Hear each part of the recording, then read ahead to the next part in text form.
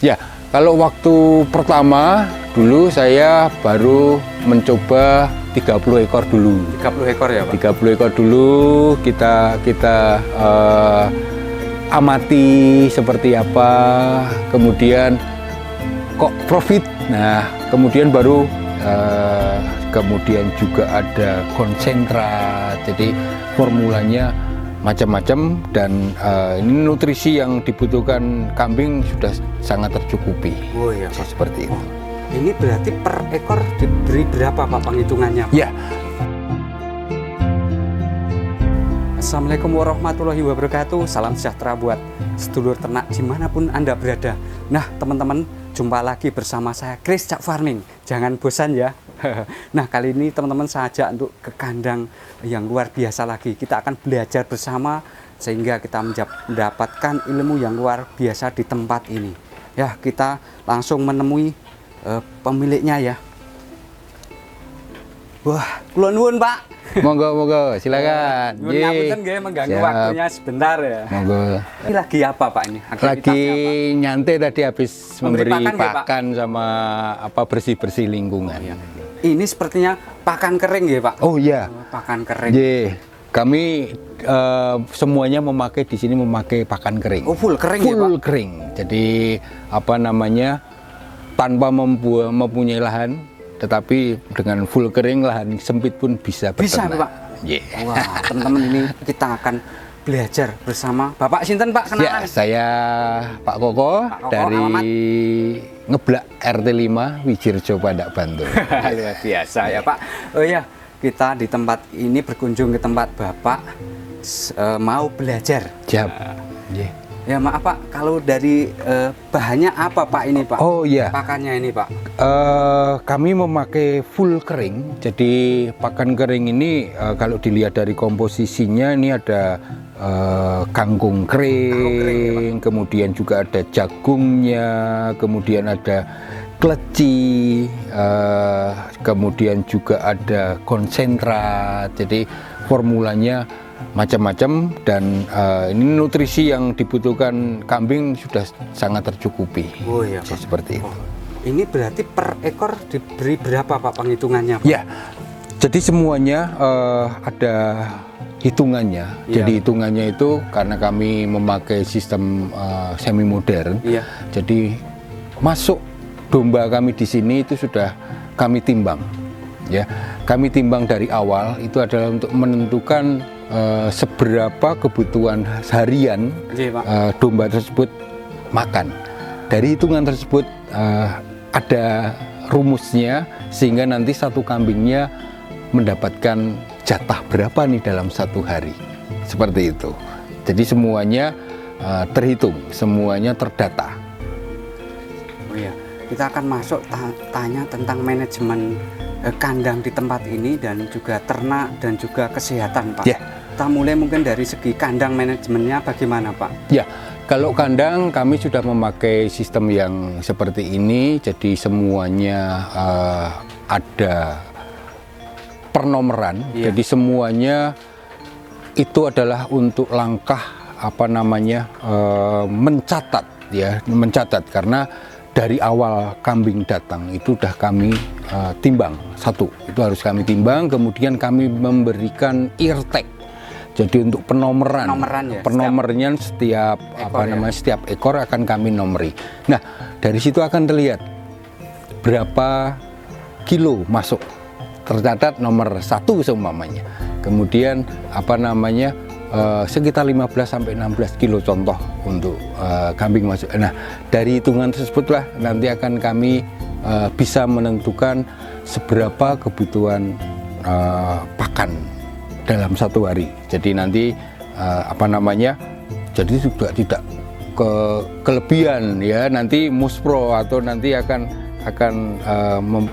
ada sisa sayang ya. Jadi itu akan menentukan sekali seberapa kilo dalam satu hari pemberian makan tersebut. Kemudian untuk dari segi kesehatan di kandang kami juga sudah terkonsep apa namanya pemisahan antara kohi dan urin. Itu adalah salah satu apa namanya langkah untuk kesehatan hewannya itu sendiri, tapi tidak kalah pentingnya adalah pemberian vitamin, pemberian obat tetes mata dari awal masuk, kemudian juga obat cacing, sehingga nanti di dalam perjalanan domba-domba tersebut tidak mengalami penyakit, ya. Kemudian kami juga melakukan pencukuran, yaitu pencukuran itu kami lakukan di minggu awal, ya. Dari minggu awal sudah kami cukur untuk meminimalisir juga tingkat stres, ya, tingkat stres, karena kalau di awal stresnya ya di awal, nanti dalam perjalanan tinggal penggemukannya saja, jadi tinggal ngasih makan, ngasih, pokoknya seperti itu. Dan apa namanya, selama kami beternak ini tingkat kematian memang cukup kecil ya, cukup kecil dengan catatan dengan konsep seperti ini. Berarti dengan kandang seperti ini ya, Pak? Iya, dengan kandang seperti ini adalah memberikan jarak itu tadi, asam amoniak yang naik ke kambing tersebut, itu biar domba tersebut juga tidak kembung. Berarti tujuan utama kandang ini tinggi memang untuk mengurangi itu ya, asam amoniak dari urin ini ya. Ya, betul. Bagaimana untuk pemilihan bibitnya, Bun, Pak? Kalau bibit kami sudah bekerja sama dengan supplier, kami memakai bibit dari Garut, ya, domba dari Garut, tapi juga kadang kami juga memakai yang domba lokal, kami ngambil dari sekitar Wonosobo, ya. Jadi tentang kesehatan dan apanya, kami karena sudah ada kerjasama yang baik, pasti juga tidak akan dihapusi lah istilahnya, dihapusi. Tadi pasti kambing yang di sini pasti akan baik. Kenapa Pak milih Garut itu, kenapa Pak? Ya, kalau Garut, jadi ada kalau saya amati itu ada dua konsep Garut atau lokal. Kalau Garut itu ternyata tulangnya itu kecil, tetapi ketika dia membuat daging, akhirnya dagingnya bisa banyak ya, nah, tapi kalau di domba lokal itu tulangnya besar, gede-gede, tapi abotok, seperti itu. Perbedaannya seperti itu.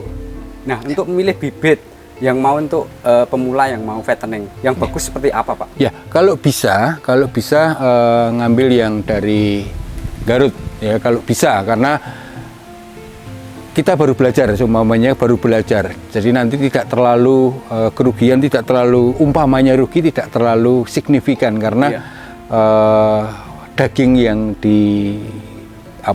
diperoleh juga banyak, seperti itu. Jadi kalau saya menyarankan ngambil, kalau fattening, ngambil bibit dari Garut.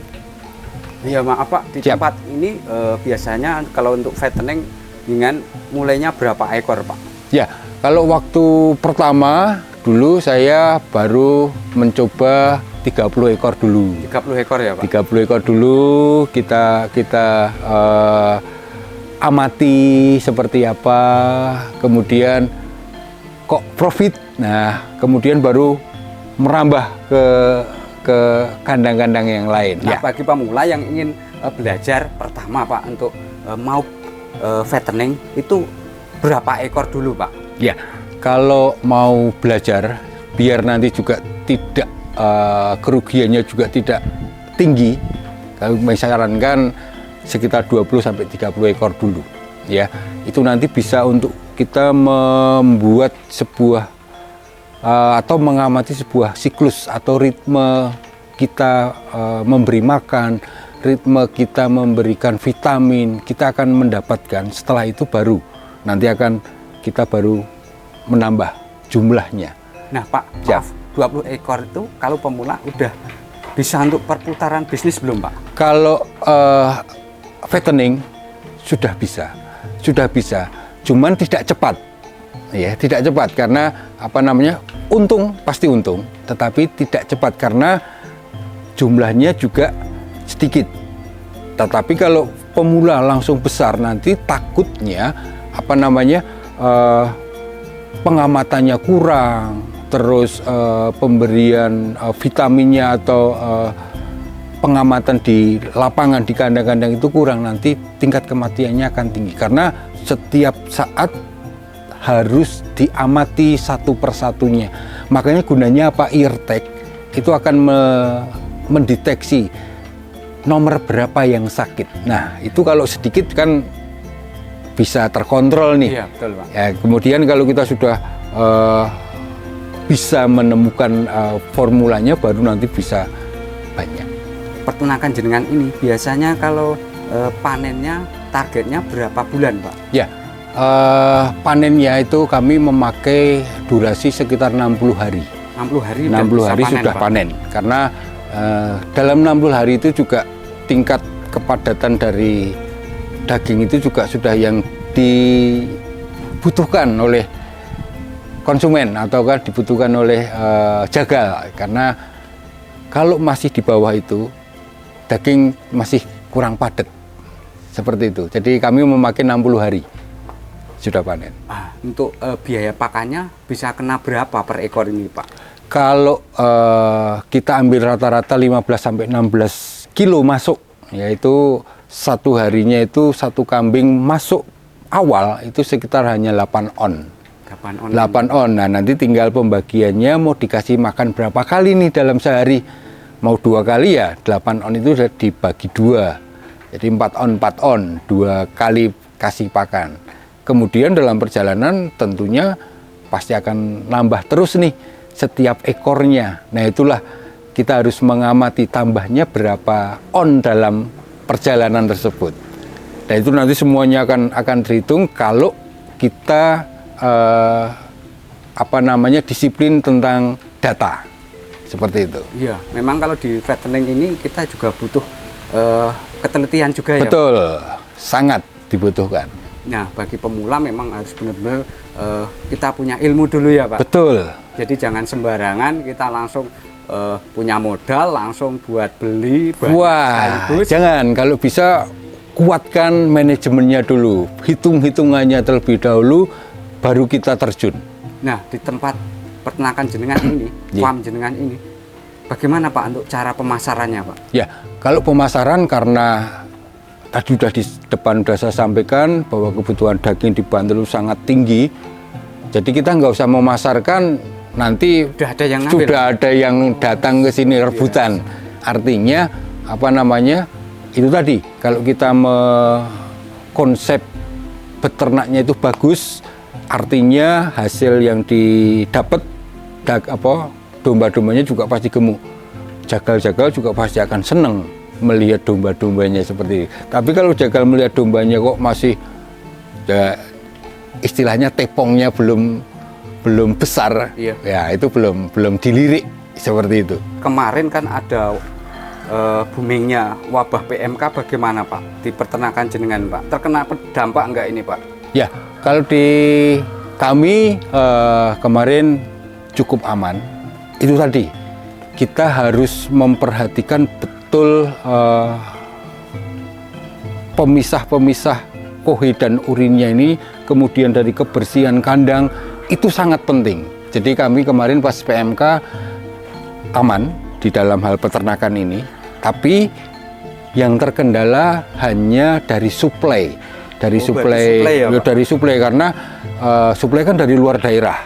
Nah, masuk ke wilayah Jogja khususnya itu pasti di jalan pasti sudah di stop, tidak boleh masuk dulu. Nah, itu kendala kami. Jadi kemarin sedikit agak tersendat sirkulasi dari bibit kami masuk ke sini.